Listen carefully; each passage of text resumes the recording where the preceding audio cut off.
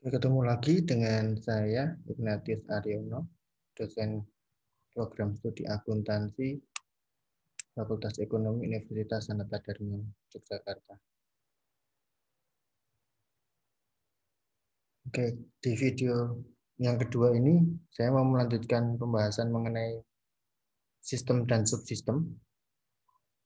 Jadi kalau di video yang pertama tadi, di bagian terakhir, saya mengatakan bahwa banyak sistem yang di dalamnya terdapat subsistem kecil. Ya. Nah, subsistem ini fungsinya adalah untuk mendukung sistem yang lebih besar.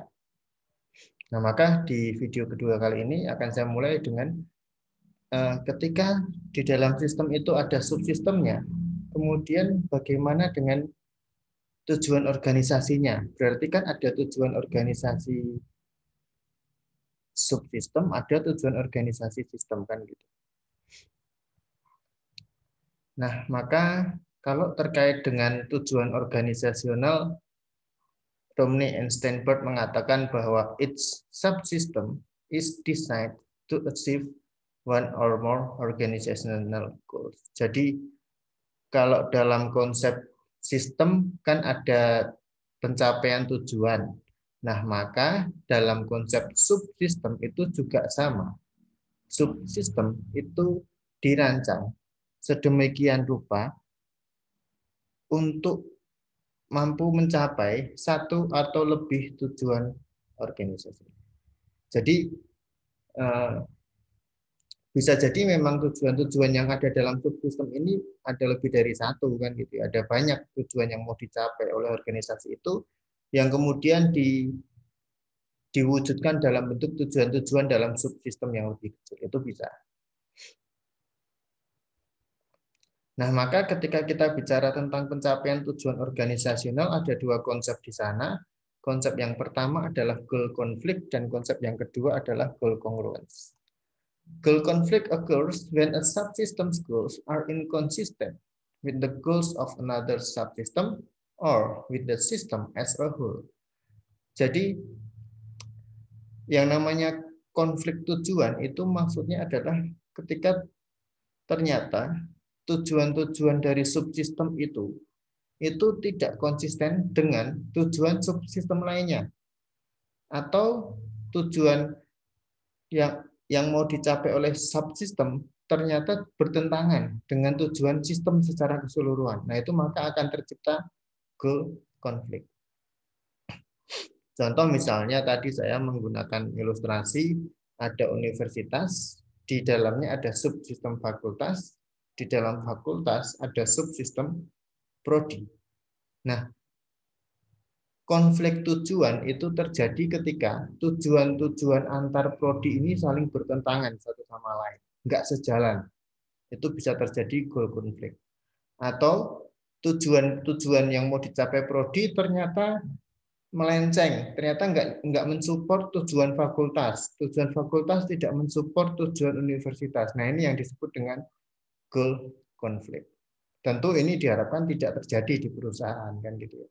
Kenapa? Karena yang namanya goal konflik kan berarti ada pertentangan tujuan di dalamnya kan gitu ya. Ini saya ilustrasikan ibaratnya dengan gambar ini, dengan gambar di slide saya ada satu kano yang didayung oleh dua orang, tapi dua orang itu mendayung ke arah yang berlawanan. Ini kan konflik nih tujuannya. Yang satu tujuannya mau ke utara, satu tujuannya mau ke selatan. Akhirnya apa yang terjadi? Ya tidak bergerak kemana-mana. Nah, ini yang tidak boleh terjadi di organisasi apapun itu bentuknya. Nah, yang sebaiknya terjadi adalah goal congruence atau keselarasan tujuan. Goal congruence occurs when a subsystem achieves its goals while contributing to the organization's overall goal. Jadi keselarasan tujuan itu terjadi ketika subsystem itu mencapai tujuan yang sudah mereka tentukan dan juga sekaligus berkontribusi terhadap tercapainya tujuan organisasi secara keseluruhan. Maka kalau saya kembalikan ke ilustrasi universitas, fakultas, dan prodi tadi, ya berarti konsep goal congruence itu terjadi ketika prodi-prodi itu mampu mencapai tujuan mereka. Fakultas-fakultas mau mencapai tujuan mereka.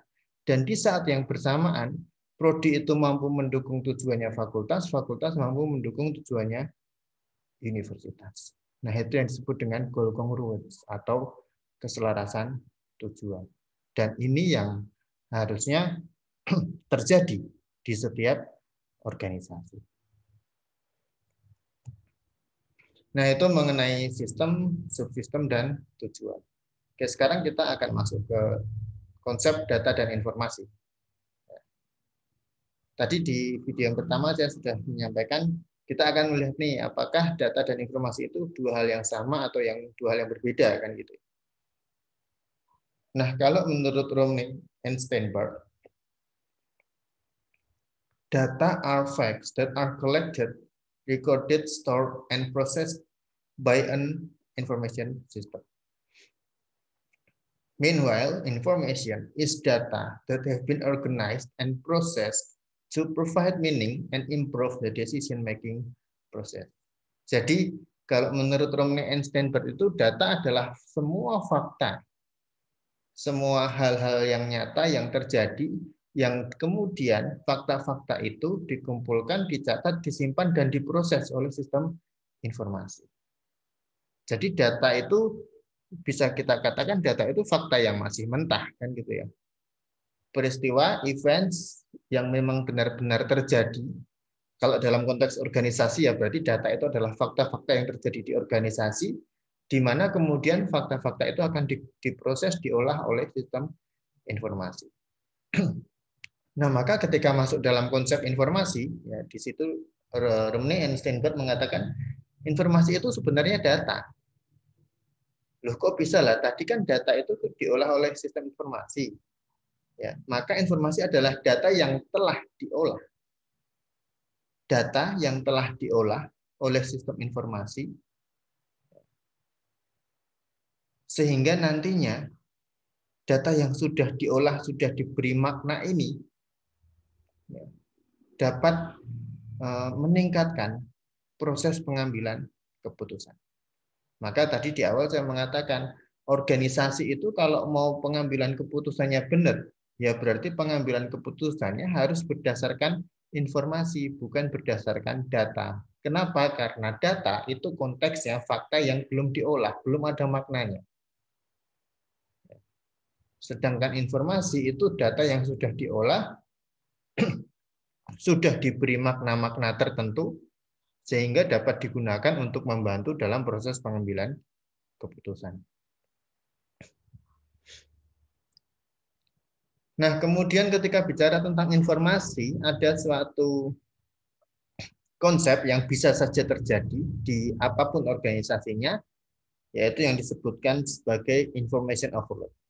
Information overload occurs when the limits to the amount of information the human mind can absorb and process are passed. Jadi overload informasi ini adalah suatu konsep di mana informasi yang diterima itu terlalu banyak. Maka di sini yang selalu diingatkan adalah ini kan menggunakan konsep human mind ya. Otak kita, pikiran kita itu kan bisa menerima banyak informasi kan gitu ya. Tetapi kan ada batasnya.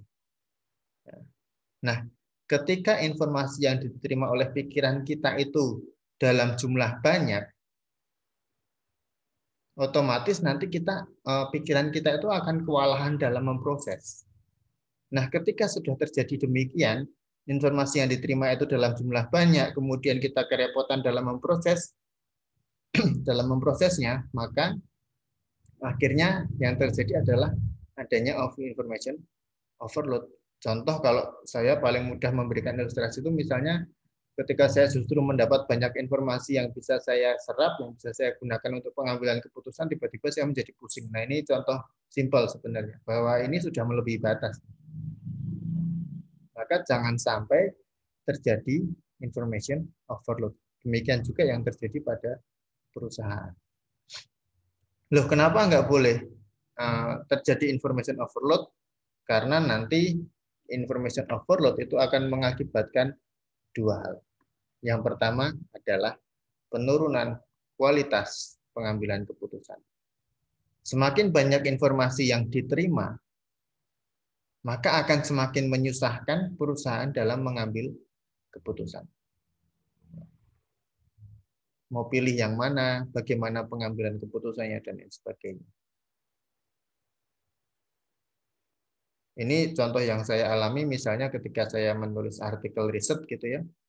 Saya biasanya hanya membatasi 2, 3, atau 4 artikel jurnal lah yang jadi acuan utama. Karena nanti semakin banyak malah semakin bingung. Kalau acuan pendukung bisa banyak kan.